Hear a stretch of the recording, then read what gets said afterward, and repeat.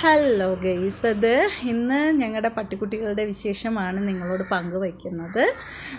കുറേ നാളായി ഞാൻ വീഡിയോ ഇട്ടിട്ട്, കാരണം എനിക്ക് സമയം കിട്ടാറില്ലായിരുന്നു, പിന്നെ സുഖമില്ല, അങ്ങനെയൊക്കെ വരുമ്പോഴേക്കും വീഡിയോ എടുക്കാനായിട്ട് പറ്റാതെ വന്നിട്ടുണ്ട്. ഇത് എൻ്റെ ലിയോ കുട്ടനാണ്. ഞങ്ങൾക്ക് ആദ്യം കിട്ടിയ നാടൻ പട്ടിക്കുട്ടിയാണ്.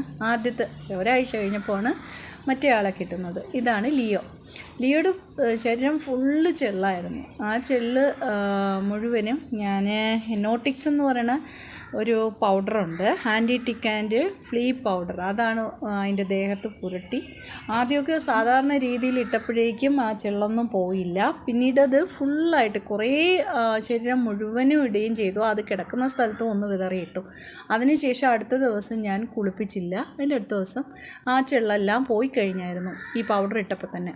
എൻ്റെ ഇപ്പോൾ ഈ കയ്യിൽ ഇരിക്കുന്ന ആളാണ് സ്നോവി പോമറേനിയൻ്റെ ക്രോസ് ആണ്, ഇന്ത്യൻ സ്പിറ്റ്സിൻ്റെ ഇതാണ്. അവൻ നമസ്തേ പറയുകയാണ്. അപ്പോൾ ഇങ്ങനെ രണ്ടുപേരാണ് ഇപ്പോഴും ഞങ്ങളുടെ കൂടെ ഉള്ളത്. അപ്പോൾ ഒരു മാസം കഴിഞ്ഞതേ ഉള്ളൂ. ഡാൻസ് കളിക്കുന്നുണ്ട്. പിന്നെ അവൻ എന്തിനായാലും നിന്ന് തരും. സല്യൂട്ട് അടിച്ചു. നമസ്തേ പറയുക അവൻ. അപ്പോൾ അവന് മതിയായി, നിന്ന് തളർന്നു. ഇനി അവന് തിരിച്ചു പോകണം, കയ്യിൽ നിന്ന് മാറിപ്പോകണം. അതിന് വേണ്ടിയുള്ള ശ്രമമാണ്.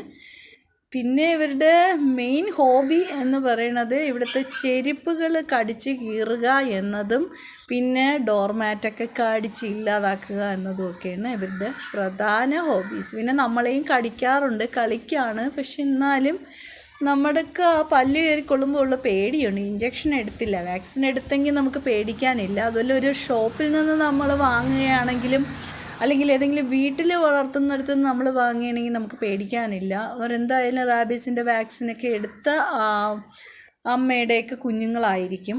ഇതിപ്പോൾ അങ്ങനെ അല്ല. റോഡിൽ പ്രസവിച്ച് കിടന്ന ആളാണ് ഈ ലിയോ എന്ന് പറയുന്ന നാടൻ പട്ടിക്കുട്ടിയാണ്.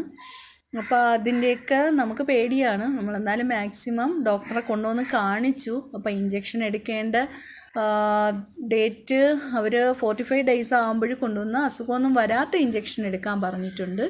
പക്ഷേ വാക്സിൻ എപ്പോഴും 3 മന്ത്സ് കഴിഞ്ഞല്ലേ എടുക്കുന്നത്. അതങ്ങനെ അതുകൊണ്ട് നമുക്ക് പേടിയുണ്ട്. നമ്മളിവരെയൊക്കെ എടുത്തു കഴിഞ്ഞാൽ ഉടനെ കൈയൊക്കെ നല്ല വൃത്തിയായിട്ട് സോപ്പിട്ട് കഴുകുകയും വളരെയേറെ കെയർ ചെയ്യുകയും ചെയ്യും. അപ്പോൾ ഇത്രയേ ഉള്ളൂ ഇന്നത്തെ വീഡിയോ. Okay, thank you.